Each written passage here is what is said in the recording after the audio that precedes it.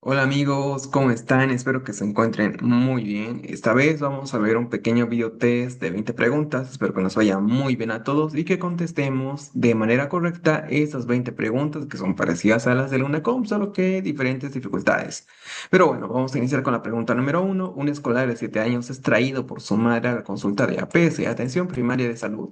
Ella refiere que el niño duerme con la boca abierta, ronca ruidosamente. Al examen físico destaca una facies adenoide, adenoidea debe ser, hipoplasia maxilar, ojeras marcadas y una conducta distraída. Durante la otoscopía se observa una membrana timpánica íntegra de coloración amarillenta, ámbar y con escasa movilidad. ¿Cuál es la complicación otológica más probable en este paciente debido a su cuadro de base? Colesteroma congénito, hipoacusia sensorio-neural progresiva, otitis media aguda recurrente, otosclerosis juvenil o la última alternativa E, otitis media con efusión. Bien, pregunta que parece difícil, pero pues bueno, ya sabemos que acá el niño, todo esto se debe a que el niño duerme con la boca abierta. Vamos a empezar por ahí. Ronca ruidosamente puede ser un... ¿Qué puede ser?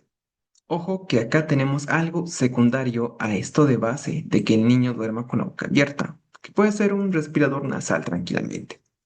Facies adenoidea nos quiere decir que muy probablemente haya una hipertrofia adenoidea como complicación de este respirador bucal. Esto también puede explicar es hipoplasia maxilar, ojeras marcadas, conducta distraída. Conducta distraída que también puede ser un gran distractor, ojeras marcadas, puede ser que el niño no duerma bien, muy probablemente, pero bueno, acá la clave es saber que se trata de un síndrome del respirador bucal debido o de manera secundaria la hipertrofia adenoidea. Tenemos también que encontramos datos en otoscopía y la pregunta nos dice, o nos pregunta, valga la redundancia, ¿cuál es la complicación otológica más probable en este paciente debido a su cuadro de base? Bueno, su cuadro de base podemos pensarlo como un respirador bucal secundario o de manera secundaria se desarrolló hipertrofia adenoidea. Y bueno. La complicación otológica será colesteroma congénito, hipoacusia sensorio-temporal, otitis media aguda recurrente, otosclerosis juvenil, otitis media con infusión. Bien, parece que tenemos incluso las alternativas algo parecidas, pero colesteatoma, ese es un tumor. Congénito, tenemos un escolar de 7 años. Muy probablemente esto ya se hubiera diagnosticado en el paciente cuando era lactante. Muy probablemente. Hipoacusia sensorio-neural progresiva, eso es de conducción, no es sensorio-neural. Y de todas maneras, si fuera sensorio-neural, tendríamos que tener afectación del nervio auditivo, que sería un dato clave. Acá no lo tenemos, descartada. Otitis media aguda recurrente. Bien, para que sea otitis media aguda recurrente, tenemos que pensar en datos de infección. Por ejemplo, fiebre o que haya líquido que podría ser de color amarillo, pero un amarillo no como acá nos dice amarillenta ámbar, sino quizás solo amarillo, podría ser líquido purulento, la membrana timpánica quizás no íntegra, también podría ser otro dato, y pienso que esos serían los más relevantes, más que todo los datos de infección. Otosclerosis juvenil, esclerosis, o sea que haya fijación, congelamiento, muy probablemente del estribillo, probablemente. Juvenil, como que esto inicia en la adolescencia, acá tiene 7 años. También sería muy raro, cosa que lo podemos descartar. Finalmente nos queda otitis media con efusión. Bien, otitis media con efusión, no tenemos datos de infección, pero sí tenemos una otitis como complicación otológica más probable. Acá el dato más relevante es esto de coloración amarillenta ámbar y escasa movilidad, que bueno, puede decir.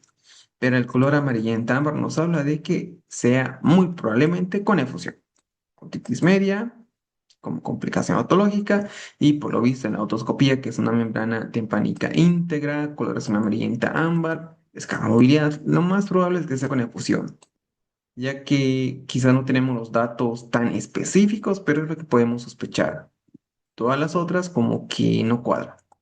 Marcamos entonces la alternativa E y estamos en lo correcto. La posición baja de la lengua y la respiración bucal crónica alteran la función normal de la trompa de Eustaquio, conducto que equilibra la presión del oído medio y la nasofaringe. Habrá disfunción tubárica. La falta de presión adecuada favorece la acumulación del líquido del oído medio. Otitis media con efusión. El líquido retenido provoca disminución auditiva y sensación de oído tapado. Bueno, acá no tenemos esta sensación propiamente dicha de oído tapado, pero esos datitos de coloración amarillenta ámbar, que esta sombría pues buena, está bien, y que la membrana esté íntegra como complicación de una hipertrofia de anorexia puede ser, nos puede hablar de ello. Origen funcional, la respiración bucal perpetúa la inflamación, nasofaringia y la alteración de la ventilación del oído. Bien, otra manera de ver la respuesta correcta de todo este enunciado y de la pregunta, pero al final salimos con lo mismo. Vamos a ver la pregunta número 2. Paciente de 66 años, fumador de larga data, consulta por cuadro de 3 semanas de evolución, caracterizado por ictericia progresiva, coluria, cole asociada a una baja de peso de 6 kilogramos, dolor sordo en epigastrio irradiado dorso, tomografía, dado menos muestra pelvis con protocolo de páncreas revela una masa de 2,5 centímetros en la cabeza de páncreas, compromiso de tronco celíaco y ausencia de metástasis a distancia. ¿Cuál es el manejo de intención curativa más adecuada de este paciente? Bien, recuerden esto que es muy importante. Si tenemos un cuadro de cáncer, claramente es esto de un tumor de una neoplasia, pues la intención curativa se trata de la cirugía. Esa es la clave. Quirúrgico, muchas veces lo podemos asociar a quirúrgico. Curativo lo podemos asociar a quirúrgico. Entonces, veamos las alternativas. Derivación biodigestiva paliativa, radioquimioterapia concomitante tras la colocación de stent biliar, quimioterapia neoadyuvante exclusiva según esquema FOLFIRINOX, pancreatoduodenectomía o resección de Whipple o ablación por radiofrecuencia guiada por ecoendoscopía. Bien, ¿qué dijimos? Va a ser algo quirúrgico y eso pasa muchas veces. No digo siempre, pero sí muchas veces pasa esto. Otra manera de ver la alternativa correcta será 2,5 centímetros en la cabeza de páncreas. Ojo, cabeza de páncreas, 2,5, algo pequeño, que no haya invasión ni metástasis. Es otra manera de ver para que el manejo sea quirúrgico. Entonces, pues ya estamos muy seguros de que esto es quirúrgico. La derivación bilodigestiva paliativa, no, paliativa, esto es cuando ya no se puede hacer nada más. Radioquimioterapia concomitante definitiva tras colocación de stent biliar. Esto quizás lo podemos hacer si es que no funcionó la cirugía. Si no funcionó bien la cirugía, pensamos en la alternativa B.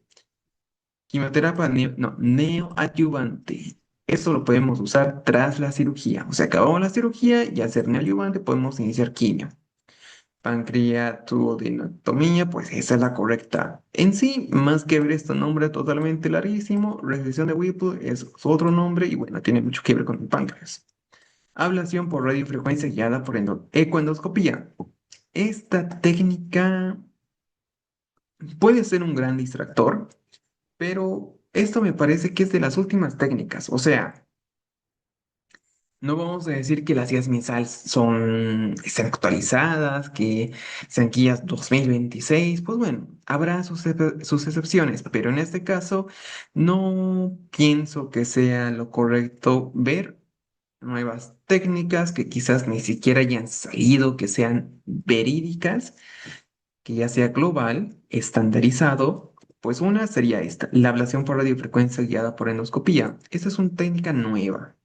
Aún, pues no estoy muy seguro si ya será un estándar a nivel global o en los países primermundistas, pero al menos para nosotros no lo vamos a tomar para el EUNACOM. Pero ojo que recuerde, ablación por radiofrecuencia pues, es de las nuevas terapias. Entonces, simplemente vamos a marcar la alternativa de la cirugía de Whipple, siendo esta la correcta. La resección consiste en cabeza de páncreas, primera porción del duodeno y conducto biliar distal. Nada más que decir acá. Alto potencial curativo si es en la cabeza de páncreas. No hay metástasis ni invasión.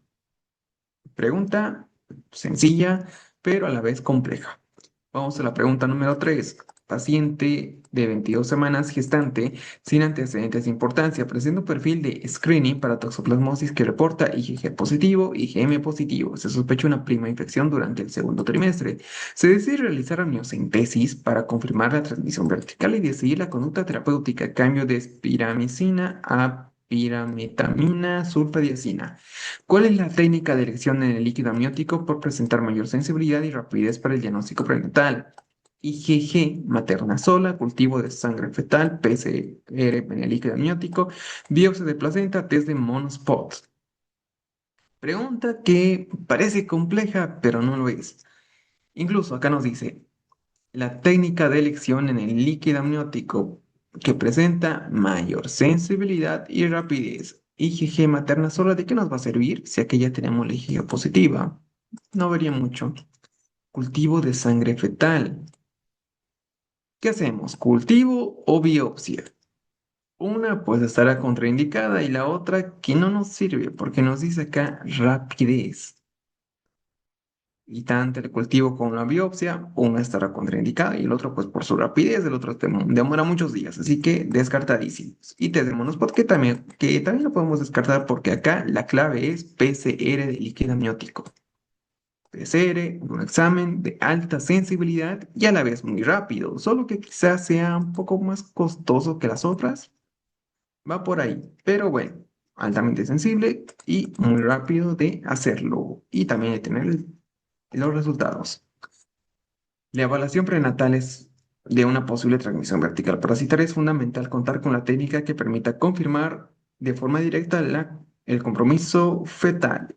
El método más sensible pues será la PCR. Se realiza a partir de la semana 18 de gestación. Alta sensibilidad, alta especificidad, útil en caso de cero conversión maternal reciente o con hallazgos ecográficos sugestivos de infección. Un resultado positivo indica que la necesidad de iniciar tratamiento dirigido al feto mediante una combinación farmacológica específica y si fuera negativo, pues permite mantener una estrategia preventiva materna. Pregunta que está bien para recordar.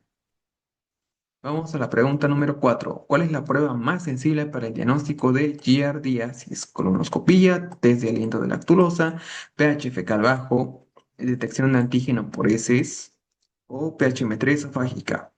PHmetría esofágica no, no es.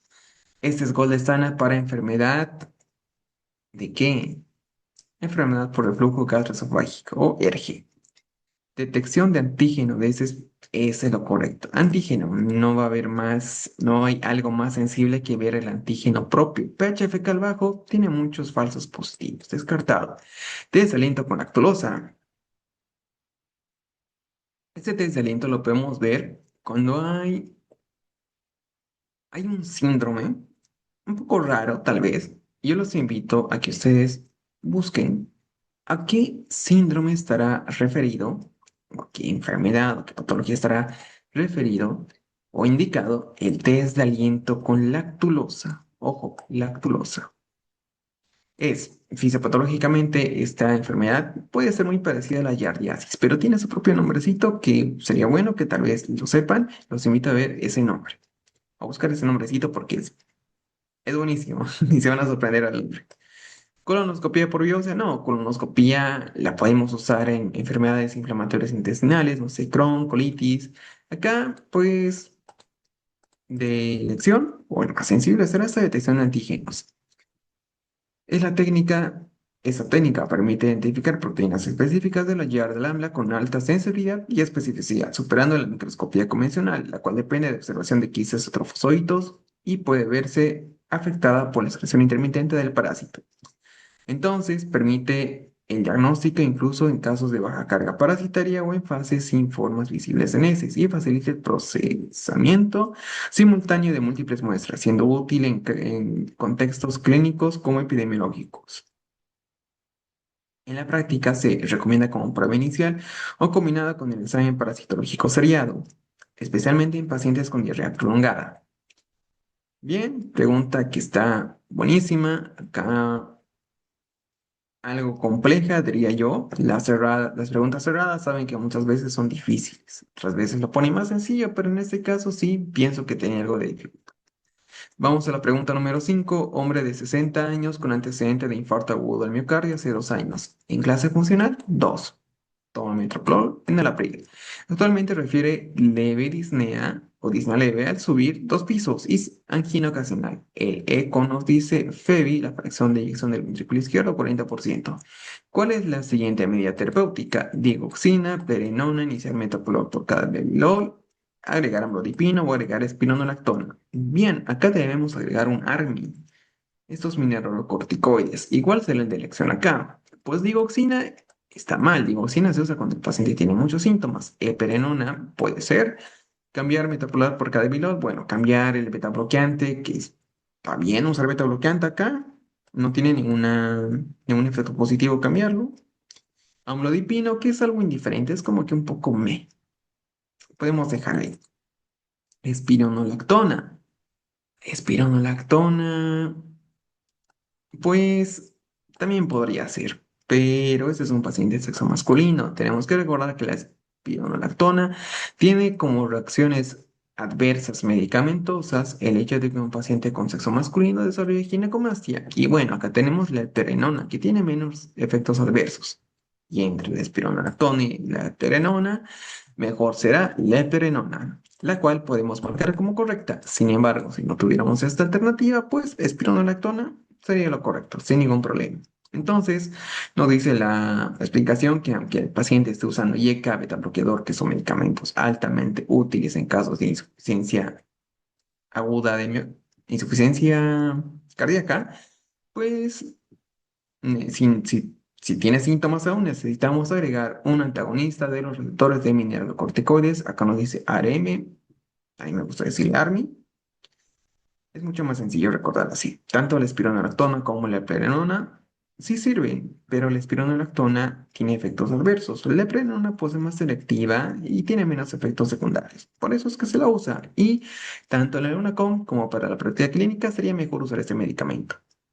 Ambos esta vez sí están de la mano y son correctos. Vamos a la pregunta número 6. ¿Cuál es la característica celular típica de la citología en una lesión herpética genital?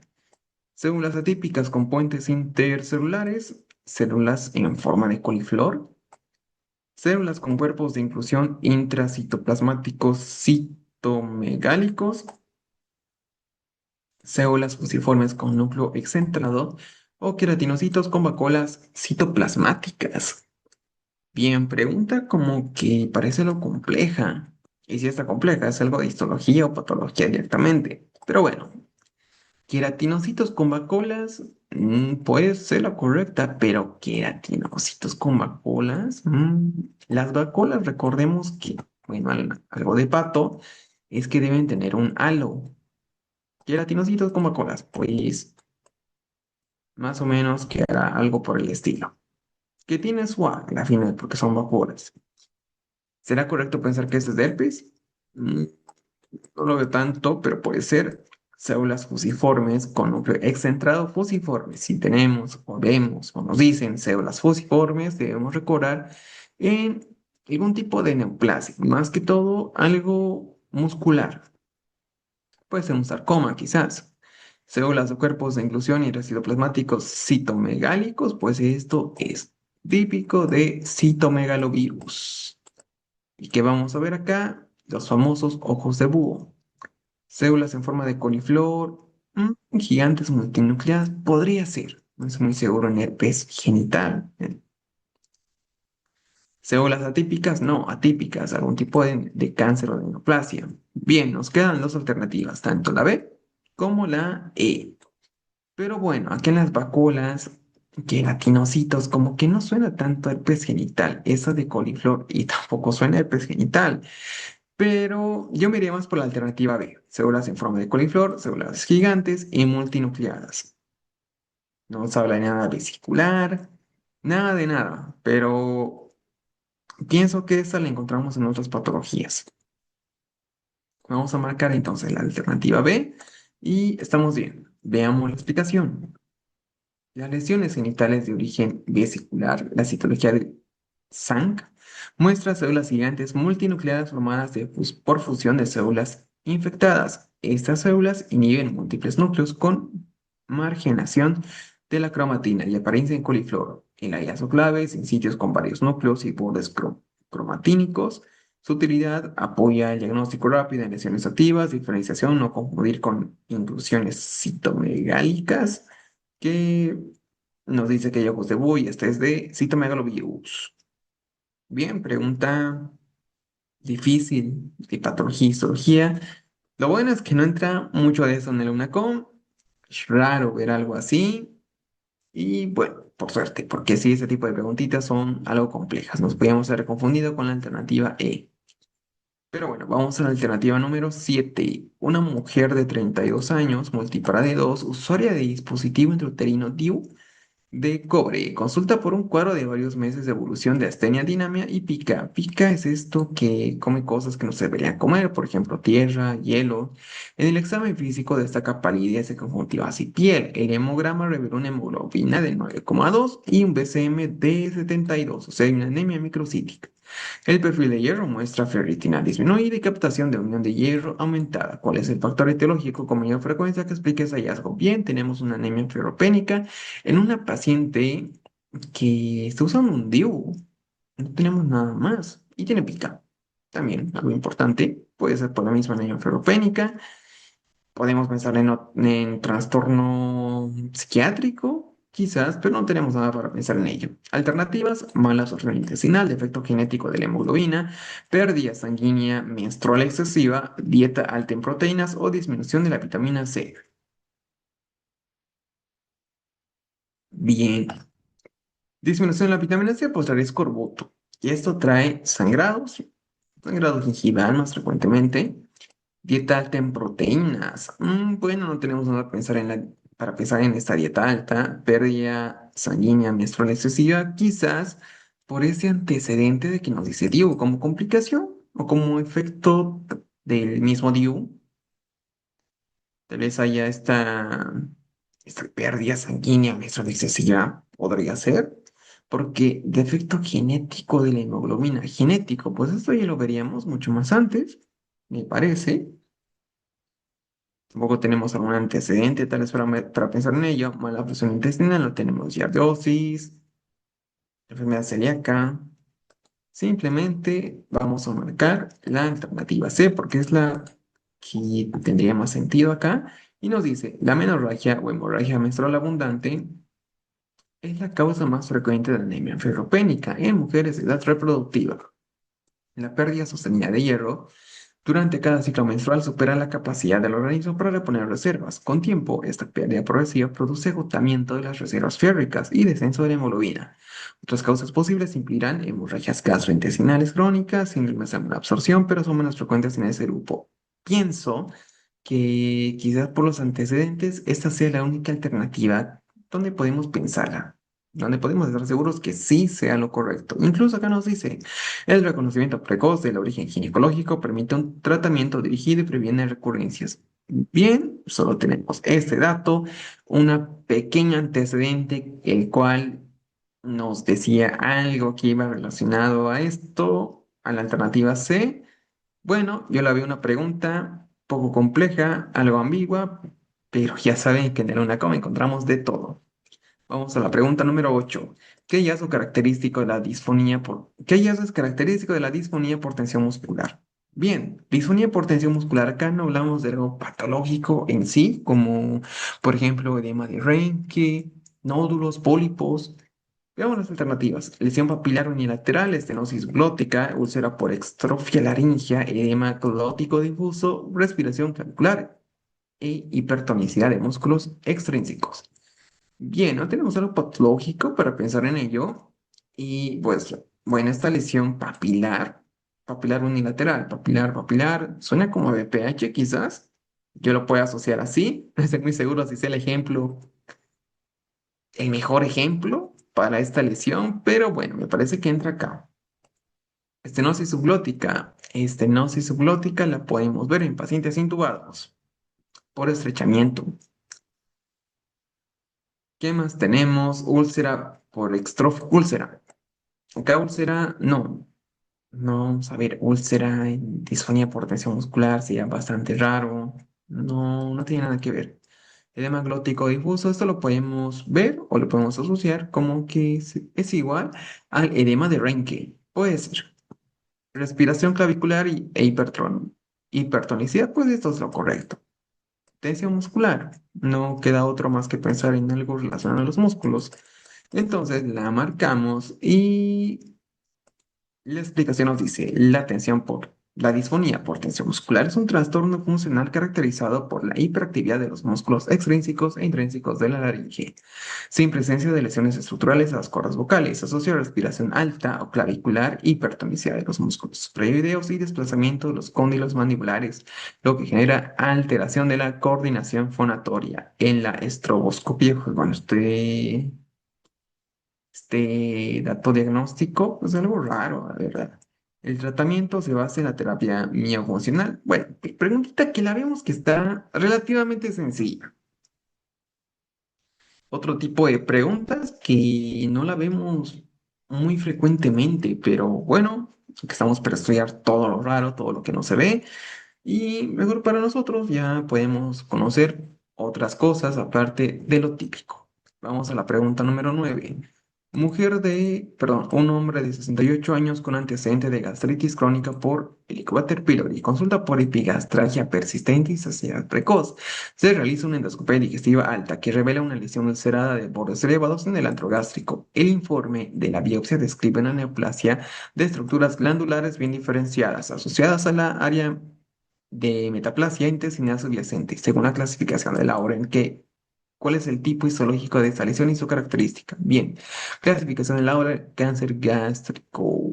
Y esa es una manera de resolverlo. Con la clasificación de Lauren, igual hay otra que quizás es un poco más sencilla, pero como que se dificulta al final. Según la de Lauren, entonces veamos las alternativas: tipo intestinal asociado frecuentemente a factores ambientales y mejor pronóstico relativo; tipo mucinoso, definido por lagos de mucina extracelular y alta resistencia a quimioterapia; tipo mixto, que combina patrones papilares y trabeculares con alta inestabilidad genómica; tipo escamoso, derivado de una metaplasia de unión esófago gástrica por reflujo; tipo difuso, caracterizado por células en anillo de sello y diseminación linitis plástica. Bien, si vemos por la misma clasificación, recordemos que son dos. Tipo escamoso, no, este será otro tipo de cáncer, cáncer esofágico, podrá ser, incluso acá nos dice esófago gástrico como una pequeña ayuda, pues no es. Mixto, que sí podría ser, pero tendría que tener las dos tipos de Lauren. Tipo mucinoso, no, esta no entra. Recuerden que hay otra clasificación también, que es la de la OMS, que bueno, en este caso no nos la pregunta, pero es la más típica, esta de la de OMS. Y bueno, ya nos queda tipo intestinal y tipo difuso, que son las dos que se ve en esa clasificación de Lauren. Pues bueno, difuso nos dice caracterizado por células en anillo y sello, diseminación linitis plástica; o intestinal, frecuentemente asociado a factores ambientales y de mejor pronóstico. Bien, acá nos habla de que estructuras glandulares podemos asemejarlo, de decirlo, adenocarcinoma, o bueno, glandulares, donde tenemos estas glándulas, este adeno, que es la palabra clave acá, en el intestino o en un tipo difuso. Como que tipo difuso no suena, ¿no? Intestino, sí. Ahí vemos estructuras glandulares. Y esta entonces será la correcta. Otra manera de verlo simplemente es con eso de estructuras glandulares. Difuso, escamoso, mixto, mucinoso. Mixto tendría que tener tanto de esto como de algún otro lugar. Mucinoso, por ejemplo, algo escamoso. Acá solamente tenemos glandular, la descartamos. Mucinoso no tiene nada que ver con esto de las glándulas. Adenoma o adeno, que sería la palabra clave. Tipo escamoso, pues tampoco. Difuso, intestinal. Y sí, esa es otra manera, quizás algo más mecánica de verlo, pero igual puede valer, porque llegamos a la alternativa correcta de las dos maneras. Esta clasificación de Lauren divide el adenocarcinoma gástrico en dos principales subtipos histológicos: intestinal y difuso, cada uno con diferencias clínicas, pronósticas y terapéuticas. El intestinal está bastante asociado, bueno, se caracteriza por la formación de glándulas o estructuras tubulares, bastante asociado al Helicobacter pylori, y justo tenemos esto. Y vean, otra manera de resolverlo, quizás un poco más difícil, pienso yo, recordar que el Helicobacter pylori dentro de la clasificación de Laurer está en la intestinal. Esto como que ya es mucho más detallado. El tipo difuso se compone de células neoplásicas aisladas, a menudo en anillo de sello, que infiltran de manera difusa la pared gástrica confiriéndole rigidez, que es la lentiz plástica. El último subtipo presenta un peor pronóstico por su comportamiento infiltrante y ausencia de lesión glandular bien delimitada. Bien, una pregunta bastante compleja con, al menos encontramos tres formas de resolver, de llegar a la alternativa correcta, pero aún así es muy, muy difícil. Esta sí estaba bastante compleja. Y nuevamente nos preguntó algo de histología, pero esta vez asociado a un cáncer, un adenocarcinoma gástrico, para ser más exactos. Vamos a la pregunta número 10. Hombre de 20 años consulta por hemartrosis de rodilla derecha tras un golpe leve jugando fútbol. Refiere que en su familia hay varones que sangran. En exámenes nos dice protrombina normal y TTPA prolongado. Además, factor 8 disminuido. ¿Cuál es el diagnóstico más probable? Déficit de antitrombina 3, von Willebrand, trombolisis por anticoagulante lúpico, hemofilia B, hemofilia bien lúpico y antitrombina 3 descartadísimo. No tenemos nada para pensar en ello. Lúpico, antitrombina 3, acá tenemos el factor 8 disminuido, TTPA, hombre de 20 años, antecedentes familiares, von Willebrand, que es un diagnóstico diferencial bastante importante, lo descartamos porque en von Willebrand no vemos que haya sangrados grandes, por así decirlo, como la hemartrosis. Acá vemos sangrados pequeños, puede ser una epistaxis a repetición, hemorragia, gingivomorragia, me parece que se llama, hemorragias gingivales. Nos queda hemofilia o B, B o A. En este caso, pues lo correcto será pensar en la principal, la A, incluso factor 8, la B es factor 9 disminuido, que es la 8 típico de A. Si no tuviéramos nada de factor y fuera lo mismo, igual pensamos en la A. Es la más frecuente. Más del 80%, más del 90% será hemofilia en caso de no tener nada sobre el factor 8 disminuido, cosa que sería algo raro, pero igual puede ser. Marcamos, estamos en lo correcto y vemos que nos dice la explicación: a un cuadro de artrosis asociado a la TTPA prolongada, historia familiar, factor 8 disminuido, todo es característico de la A. La B nos dice que comparte clínica y patrón hereditario, pero presenta déficit de factor 9. Y la de von Willebrand se manifiesta con sangrados cutáneos. El patrón hereditario recesivo ligado al cromosoma X explica la predominancia en varones. Pregunta buenísima. Vamos a la pregunta 11. Una mujer de 78 años con antecedente de osteoporosis extraída por su hija debido a la claudicación progresiva de la marcha y debilidad muscular proximal en extremidades inferiores. La paciente refiere haber sufrido dos caídas en el último mes. Al examen físico se observa marcha inestable y debilidad de cuádriceps. En el contexto de la prevención de caídas, ¿cuál es el par de micronutrientes cuya deficiencia está implicada en el aumento de riesgo de fracturas? Vitamina D, calcio, C, hierro, A, potasio, K, magnesio, 12, sodio. Bien, esta pregunta, quizás esto de las vitaminas sea un poco complejo, como que tardemos en recordarlas, pero es súper sencillo. Esta es mucho más fácil descartando las alternativas. ¿Por qué? Vitamina B12, neuropatías. Vitamina K, hemorragias. Vitamina A, ceguera, alteración visual. Vitamina C, escorbuto. Hemorragia gingiva. Listo. ¿Qué nos queda? D, cuya deficiencia está implicada en el aumento de riesgo de fracturas, tanto la D como por calcio. Súper sencillo. Esto de saber para qué se utilizan las vitaminas, yo les recomiendo saberlo, aunque sean los datos más claros, como por ejemplo la vitamina A, cuando hay algo, déficit de vitamina A, está muy asociado, primero, pues a la ceguera. lo primero que debemos pensar, sino afectación visual, que a la final igual será muy probablemente algo relacionado con ceguera.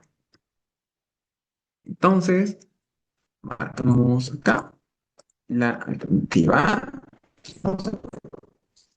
la interacción de esos dos con la vitamina D y el calcio. Bueno, acá tenemos todo esto de una fisiopatología quizás, de su mecanismo de acción, que para el glaucoma quizás no sea tan interesante saberlo. Si ustedes no quieren leer, pues está muy bien. Pero para el EUNACOM nos sirve ir más al punto sobre eso de las vitaminas, no tanto repasar a dónde va, para qué sirve, de dónde sale, cosas así. Directamente su función y sus asociaciones con otras patologías. Eso es la clínica. Vamos a la pregunta número 12. ¿Qué síntomas sugiere una etiología unilateral de la obstrucción renal? Dolor lumbar unilateral, hiperreflexia, edema poliloral bilateral, hematuria microscópica o escalofríos. Síntoma que sugiere una etiología unilateral de la obstrucción renal. Ya. ¿Qué podemos pensar acá? Obstrucción renal típico, litiasis típico, es lo primero que debemos recordar. También por haber una neoplasia por ahí, quizás un poco más raro. Pero bueno, el síntoma que va a sugerir esta obstrucción, escalofríos, no. Hematuria microscópica. Sí hay hematuria microscópica en una litiasis, siendo esta la sospecha diagnóstica correcta, pero el dolor lumbar unilateral es más claro, es lo más característico. Hiperreflexia, pues, no, no lo vemos, tampoco edema, así que podría ser tanto la alternativa A como la alternativa D, pero vamos por la A porque es lo más típico. Estamos en lo correcto. Este dolor lumbar unilateral espasmódico es característico de la obstrucción urateral por litiasis. Veremos cólico renal, que se produce por aumento súbito de la presión intraluminal y la contracción refleja del músculo ureteral. Pregunta buenísima y sencilla. Vamos a la pregunta 13. Un preescolar de 4 años extraído por su madre debido a la aparición de lesiones cutáneas alrededor de la comisura labial. 3 días de evolución al examen físico se observan múltiples erosiones superficiales cubiertas por costras amarillentas, adherentes de aspecto melicérico. Sobre una base eritematosa, el niño se encuentra febril con buen estado general y lesiones están bien localizadas en la zona dentro de la en la zona periorificial mencionada. ¿Cuál es el tratamiento de la primera línea? Aciclovir, mupirocina, ketoconazol, clotrimazol, permetrina. Bien, todo esto que hace referencia a un impétigo, pero al decirnos no hay fiebre, está muy bien localizada, buen estado general, pues bueno, podemos pensar que ese es no complicado o leve. Y aún así, las alternativas están sencillas. Aciclovir, no, es un antiviral muy usado en herpes. Mupirocina, bueno, mupirocina sí era correcto, porque ketoconazol, clotrimazol, antifúngicos, permetrina que se usa en escabiosis. Entonces, simplemente vamos a marcar la alternativa B porque no hay mucho más que explicar. Quizás esto del impétigo, que es algo leve, las gorras melicéricas son lo más clave, pero bueno, la alternativa correcta será mupirocina tópica en cremita. Muy eficaz, previene la progresión hacia infecciones sistémicas como la bacteremia y tenemos que, bueno, resulta especialmente útil en lesiones impetiginizadas o dermatitis con colonización bacteriana. Pero ojo, debe ser leve. Si fuera un poco más grave, mucho más grave, ya pensaríamos en Cloxa. Pero bueno, es un niño de 4 años. También habría que poner una balanza. ¿Qué medicamento sería mejor? ¿Cuál peor? Vamos a la pregunta número 14. Niño de 2 años con vómitos y diarrea de 3 días, deshidratación moderada. ¿Cuál es el plan de hidratación más adecuado? Rehidratación oral, 75 ml kilogramo de solución de hidratación en 4 horas, ayuno absoluto y administración de líquidos intravenosos, alimentación libre y no rehidratación. Sales de rehidratación oral, las horas de rehidratación oral a libre demanda, sin volumen fijo, o líquidos intravenosos de bolo, 20 ml, kilogramos de suero fisiológico y luego de cereo. Bien, esta pregunta acá está una dificultad sencilla, muy sencilla. La podemos ver esto desglosando toda la clínica, poniendo algunos distractores. Así se vuelve esto mucho más complejo. Pero bueno, si sabemos lo sencillo, nos resultará fácil cuando esto se vuelva complejo. Entonces, deshidratación moderada. La clave es pensar que hay tres planes, el A, el B y el C. El A se usará cuando hay una deshidratación leve, quizás un poco de vómito nada más, leve diarrea, y esto será la alternativa D, algo leve. La C, por el contrario, es una deshidratación grave, el paciente puede ser choqueado. Esto será o corresponderá a la alternativa E como tratamiento, pero acá es moderado, pues la B de ayuno absoluto no nos sirve, alimentación libre y no rehidratación específica tampoco. Lo que debemos pensar es en la rehidratación oral, 75 ml de solución de rehidratación en 4 horas. Entonces, causada por gastroenteritis aguda, el tratamiento de elección es la rehidratación oral. Se debe administrar solución de rehidratación oral con electrolitos y glucosa equilibrado para facilitar la absorción intestinal. El volumen recomendado es corregir 75 mg peso, administrados en 4 horas, en pequeños sorbos frecuentes o mediante cucharaditas si el paciente presenta náuseas. La vía intravenosa se reserva solo para casos de deshidratación severa o intolerancia a la vía oral. Bien, pregunta algo complejo, la verdad, pero esto se puede hacer mucho más complejo. Vamos a la pregunta número 15. Hombre de 35 años con antecedentes de constipación crónica consulta con un cuadro de 2 meses de evolución caracterizado por dolor anal intenso, como un desgarro, que se desencadena durante la defecación y persiste varias horas. Al examen físico proctológico, una línea, se observa una úlcera lineal con exposición de fibras musculares circulares blancas en su lecho y un colgajo cutáneo social. Parece fístula. ¿Cuál es el principal mecanismo fisiopatológico responsable de que esta lesión progrese a cronicidad? Tránsito crónico lento, espasmo mantenido de esfínter renal interno, infección de glándulas anales, colonización bacteriana, déficit de colágeno. Colágeno acá no tiene nada que ver fisiopatológicamente hablando. Tránsito crónico lento sí podría ser, pero pues bueno, acá tenemos que el paciente ya tiene constipación crónica.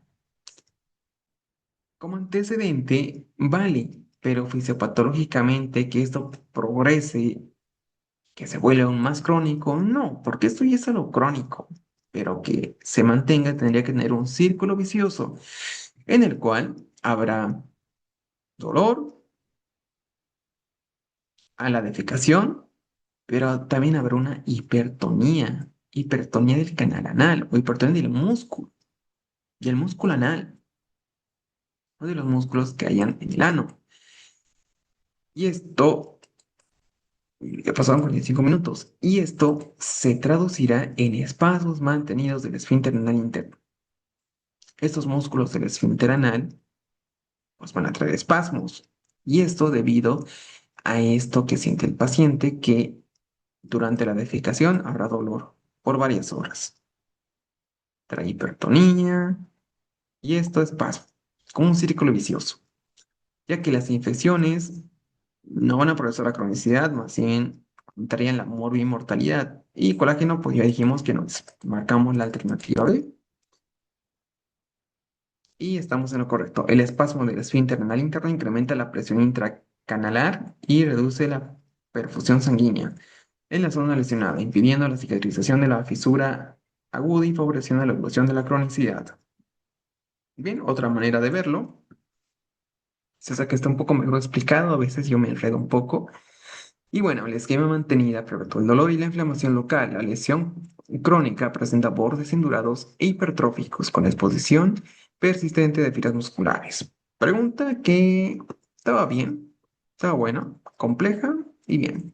Vamos a la pregunta 16. Un hombre de 42 años, tras descartar organicidad y confirmar criterios de Roma 4 para síndrome de intestino irritable, consulta por temor a desarrollar una neoplasia maligna, ya que un familiar lejano fue diagnosticado con pólipos. Al examen físico no se palpan masas, el tacto rectal es normal y no se ha presentado baja de peso, anemia ni rectorragia. Usted realiza la consejería correspondiente. Respecto al riesgo de cáncer colorectal en este paciente, ¿cuál de las siguientes afirmaciones es correcta? Incrementa riesgo equiparable a la colitis ulcerosa, el inicio inicio del tamizaje a los 40 años, doble respecto a la población general, o se asocia a constipación. Uy, pregunta buenísima de una buenísima. No vimos esta pregunta en ninguna reconstrucción, pero aún así está muy buena. Entonces, si nos ponemos en contexto o nos ponemos como el paciente acá, vamos a rescatar algunas cosas. Ya tenemos el diagnóstico de intestino irritable. Los esteroides de Roma 4, está el escándalo de Bristol, el tiempo, son varios parámetros. Pero acá lo importante es que este paciente pues no tiene cáncer y el síndrome de intestino irritable es funcional, no es orgánico, muy relacionado al eje intestino-cerebro, pero al no ser orgánico, se asocia a la constipación. Hay varios tipos de intestino irritable, hay otros que son, si quieren verlo como subtipos también, que traen constipación. Acá no especifica cuál, así que lo podemos descartar. Podemos colocarlo así. Puede ser, pero aún así, pues no será lo correcto. Doble respecto a la población general, no. Ya dijimos que es funcional y eso está muy relacionado a la alternativa correcta, que no va a ser doble, ni triple, ni nada. ¿Por qué? Porque no se incrementa.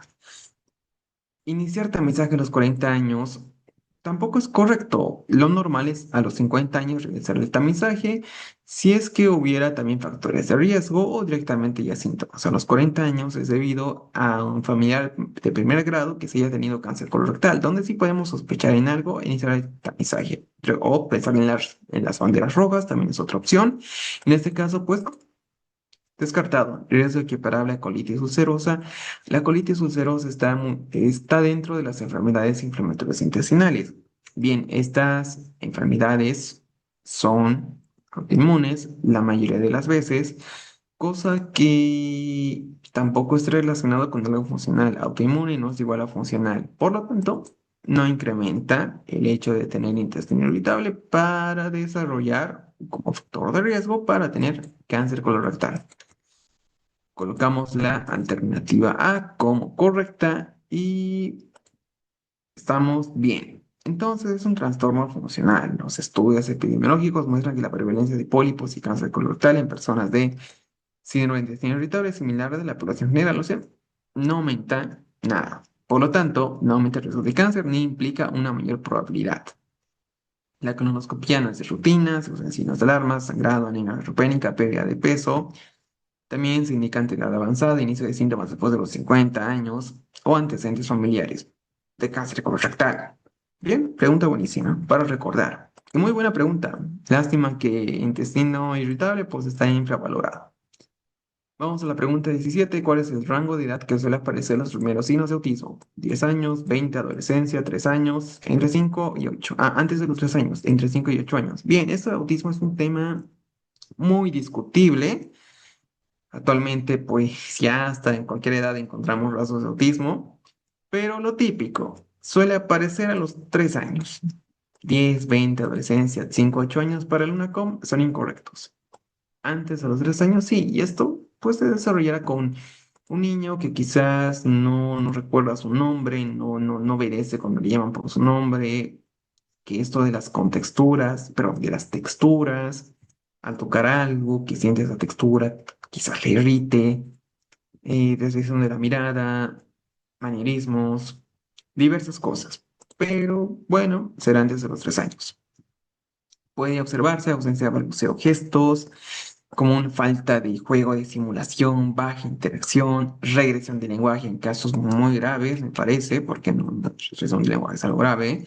Y el reconocimiento precoz, iniciar intervenciones tempranas es lo mejor. Y el tratamiento el manejo es integral. Muchas especialidades van a manejar esto. Pregunta 18. ¿Qué porcentaje de pacientes con bulimia nerviosa representan comorbilidad con trastorno depresivo mayor? Menos de 5, 10, 70, 100, hasta 50. Bueno, lo típico es 30, 40%, 35, va por ahí. Pero al no tener esa alternativa, la que está más cercana es la de 50%. Dice hasta 50%. Entonces, como que engloba todo esto. 70 es mucho, 100 aún más. 5 quizás no, pero está dentro de los hasta 50%, 10 también. Así que vamos a colocar la alternativa E, siendo esta la correcta.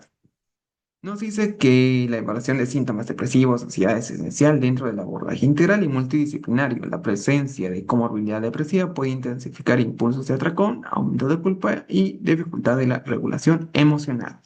Pregunta que es cerrada más para recordar.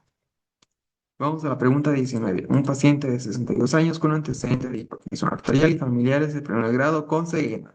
Consulta por o para un control oftalmológico de rutina. El examen destaca huella visual 20 de 20 en ambos ojos. Sin embargo, la tonometría revela presión intraocular de 26 en el ojo derecho y 24 en el izquierdo. La tomografía de coherencia óptica evidencia un adelgazamiento en la capa de fibras nerviosas. Bueno, esta partecita de la tomografía de coherencia óptica, pues bueno, y pienso que un oftalmólogo con simplemente ver esto ya sabrá la alternativa correcta.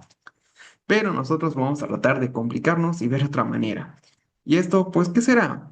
O mejor dicho, ¿cuál es el objetivo primordial del manejo farmacológico o quirúrgico que debe iniciarse en este paciente? Reducir la presión intraocular, aumentar el flujo veoescleral para revertir la excavación, estabilizar la perfusión de la arteria central de la retina, incrementar la producción de humor acuoso, reducir el grosor de la córnea central. Bien, esto de la reducción de la córnea central es incorrecto. No es correcto pensar que si reducimos ese grosor va a disminuir la PO2. No, es falso. Incrementar la producción de humor acuoso sería algo contraproducente. Aumentaría la presión. Estabiliza la perfusión de la arteria renal de la retina. Bien, si estimulamos la perfusión de la arteria renal, tal vez fisiopatológicamente disminuye en algo la presión intraocular, pero bueno, pienso que no. Aumentar el flujo uveoescleral para revertir la excavación. En otras palabras, aumentar o que haya drenaje con algún medicamento, pero no revertiríamos la excavación. Por el contrario, quizás lleguemos incluso a alguna neuritis óptica, va por ahí, totalmente incorrecto. Reducir la presión intraocular y simplemente, pues claro, es lo que queremos hacer. O sea, la idea de esto es que si tenemos una presión alta, la reducimos. Es como de la presión arterial. Si está alta, intentamos reducirla, obviamente viendo las complicaciones, es dependiente de cada paciente, ver esto de las complicaciones, la clínica, pero a la final el objetivo es reducir para evitar esas complicaciones, al igual que acá. Reducir la presión intraocular será algo clave hasta llegar a un nivel bueno, un nivel meta. Y esto lo dice la explicación. Este nivel se individualiza para cada paciente considerando la presión, el grado de daño existente y otros factores de riesgo como edad, espesor corneal y antecedentes familiares. El propósito es minimizar la pérdida visual a largo plazo y mantener la calidad de vida. Pregunta buenísima. Vamos a la pregunta 20. Mujer de 28 años con amenorrea de 2 meses. Lactorrea bilateral y cefalea intermitente. Prolactina sérica 150. No, incluso nos dice lo normal es menor a 20. O sea, elevadísima. ¿Cuál es el estudio de imagen indicado? Ecografía endovaginal, resonancia magnética de hipófisis con galodinio, ecografía mamaria, radiografía simple de cráneo, tomografía abdominal. Bien, esta pregunta pues está bastante sencilla. Pienso que esta pregunta se puede complicar muchísimo. Bastante, pero bastante. Las alternativas igual se pueden complicar. Recuerden que siempre decimos que, pues bueno, vemos de diferente dificultad cada pregunta. Para que así, si sepamos lo fácil, pues bueno, lo difícil será más sencillo porque ya tenemos una base sólida. Igual a algunas personas les sirve saber primero lo más complicado y así ya saben lo sencillo, pero es independiente, pues cada quien tiene sus métodos de estudio. Igual hay preguntas complejas de cada preguntita, porque son bastantes preguntas. Entonces, acá lo importante será, amenorrea secundaria, prolactina elevada, hay algo donde en hipófisis, probablemente una adenoma hipofisiaria que es la más frecuente o simplemente algo que ocupa un lugar ahí. Esto explica cefalea, galactorrea y que la prolactina esté elevada. La ecografía no vaginal, ecografía mamaria, radiografía simple de cráneo y tomografía abdominal están incorrectas, no van a ver nada. Simplemente la resonancia magnética con hipófisis de Galodin pues será correcta. Esto obliga a descartar un prolactinoma, es decir, una adenoma hipofisiaria productora de prolactina, que sería lo más frecuente ya que tenemos prolactina sérica elevada, galactorrea. Esto lo explica. Los adenomas hipofisiarios productores de hiperlactina son la causa más frecuente de hiperplastinemia patológica. El examen de imagen de elección es la resonancia magnética de hipófisis con galodino, que permite descartar microadenomas o macroadenomas. La cefalea puede deberse a un efecto más sobre un tumor. Sí, es porque hay un tumor ahí. Ahora, esto de que haya pues galactoria bilateral, sí, es muy sugerente de un adenoma hipofisiario, productor de prolactina. Bien, estas fueron las 20 preguntas. Espero que todos hayan respondido de manera correcta. Vimos preguntas muy complejas, otras ya también muy fáciles. Pero bueno, siempre encontramos de todo y la clave es estudiar. Sigamos estudiando y nos vemos en otro video.